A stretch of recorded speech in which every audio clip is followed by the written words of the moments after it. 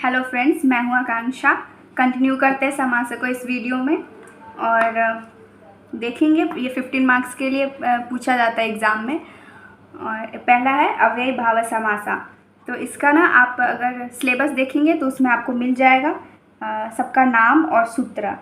तो चलिए स्टार्ट करते हैं। अव्ययी भाव समासा, इसका सूत्र दिया है विभक्ति, समीप, समृद्धि, व्यर्थ, अर्थ, भाव, अति, संप्रति, शब्द, प्रादुर्भाव, भाव, पश्चात, यथा, अनुपूर्व, व्यर्थ, योग, उपपद, सादृश्य, संपत्ति, साकल्य, अंत, वचनेषु। अब देखेंगे कि इतना बड़ा कैसे याद होगा, तो बड़ा याद रखने की ज़रूरत नहीं है, आपको बस इसके एग्जाम्पल्स पे फोकस करना है। तो एग्जाम्पल्स देखेंगे। और हाँ, एक चीज़ इसमें ध्यान रखना है कि इसमें उपसर्ग यूज होता है। उपसर्ग आप देख लेंगे, यहाँ पे उपसर्ग दे रखा है। तो उपनगरम, नगरस्य समीपम, तो जहाँ भी देखेंगे कि यहाँ उपसर्ग लगा है वहाँ पे हम देख लेंगे कि अव्ययी भाव समासा लगाना है।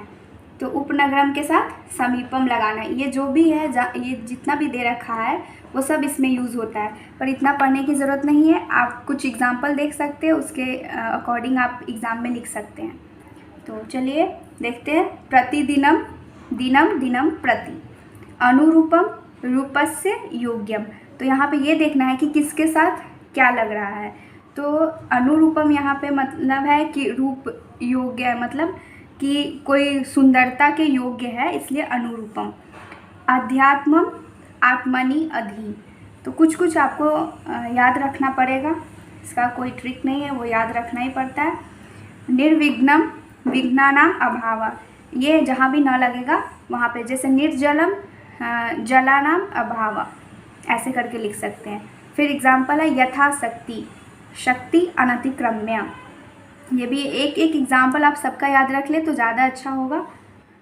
फिर आजीवनम, आजीवनात्, सचक्रम, चक्रेण युगपत्, दुर्यवनम, यवनानां व्यर्धी, अनुविष्णु, विष्णोः पश्चात।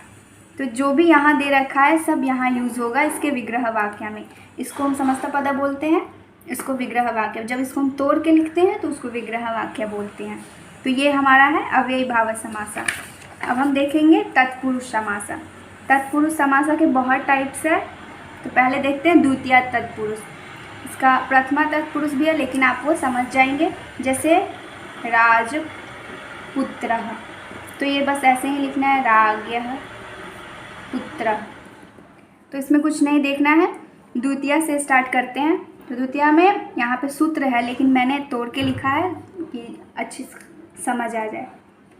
तो शरण प्राप्त, शरणम प्राप्त। तो यहाँ पे जितने भी वर्ड्स दे रखे हैं, जैसे आश्रित, अतीत, पतित, गत, अत्यस्य, प्राप्त, आपन्न। तो हम जैसे हमने यहाँ अव्ययी भाव समासा में देखा था कि जो भी यहाँ दे रखा है वो यहाँ यूज़ होगा विग्रह वाक्य में। वैसे ही यहाँ देखेंगे कि जो भी ये दे रखा है ये आपको लर्न करना पड़ेगा, ये बहुत इंपॉर्टेंट है। शरण प्राप्त, शरणम प्राप्त। वेद विद्वान, वेदम विद्वान। गृह गतः, गृहम गतः। यहाँ पे बेसिकली देखना है कि यहाँ पे द्वितीय विभक्ति लग रहा है।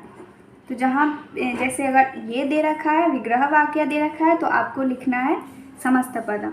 और अगर समस्त पद दे रखा है तो विग्रह वाक्य लिखना है। लेकिन समझेंगे कैसे कि यहाँ पे द्वितीय तत्पुरुष लगेगा, क्योंकि बहुत लोगों का क्वेश्चन होता है कि ठीक है हम ये देख लेंगे, लेकिन तोड़ेंगे कैसे कि हाँ गृह गता लगा है तो फिर तत्पुरुष कैसे होगा।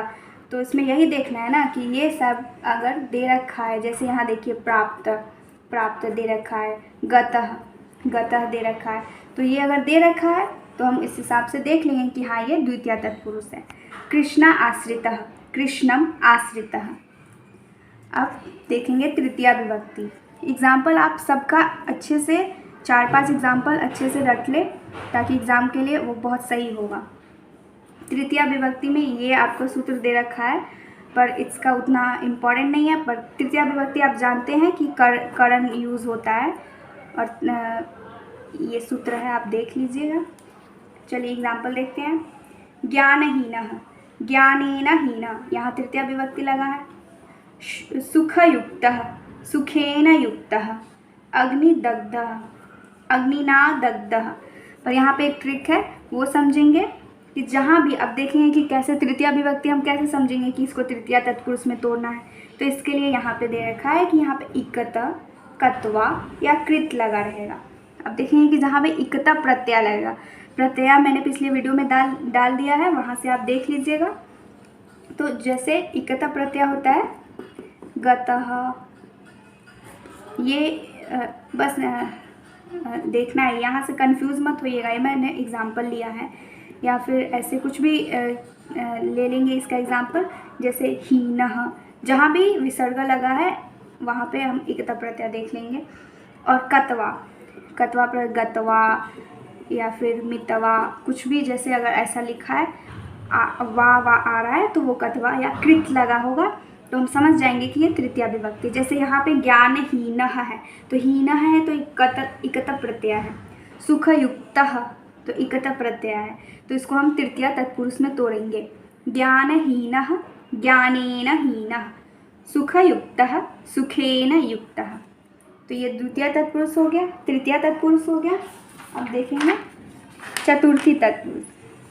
चतुर्थी तत्पुरुष में यहाँ भी दान यूज़ होगा। जैसे कि ये सब देखने से पहले मैं पहले भी बोल चुकी हूँ कि आपको शब्द रूप अच्छे से पता होना चाहिए, तभी आप संस्कृत में आगे बढ़ सकते हैं। तो इसलिए शब्द रूप पे पूरा कमांड रखिए, स्टार्टिंग से ही रिवाइज करना स्टार्ट कर दीजिए।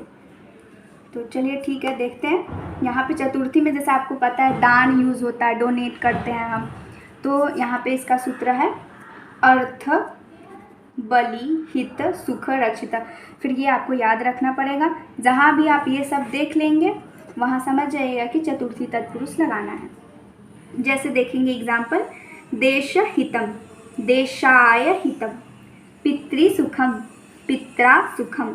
तो यहाँ पे क्या लेगा, देश हितम। तो अब हम कैसे समझेंगे कि ये चतुर्थी तत्पुरुष है, क्योंकि यहाँ पे हितम दे रखा है, यहाँ पे हितम है, यहाँ पे हितम दे रखा है। सुख है, सुखम दे रखा है।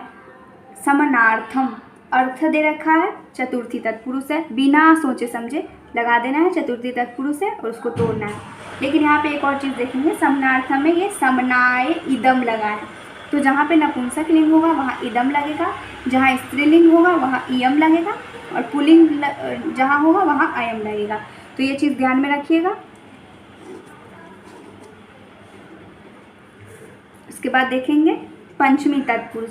पंचमी में भय होगा, जैसे फियर, किसी चीज़ से डर है आपको, तो वो इसमें यूज़ होगा पंचमी तत्पुरुष में।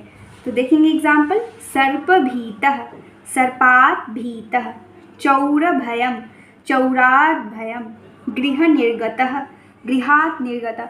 किसी से भय या किसी चीज़ से अलग हो रहे हैं, जैसे घर से अलग हो रहे हैं, गृह निर्गतः, गृहात् निर्गतः, वहाँ पंचमी तत्पुरुष लगा देंगे। स्वर्ग पतितः, स्वर्गात् पतितः, तो स्वर्ग से गिर रहा है कुछ, तो वो स्वर्ग, वहाँ पे हमेशा पंचमी विभक्ति लगाएंगे। Thank you.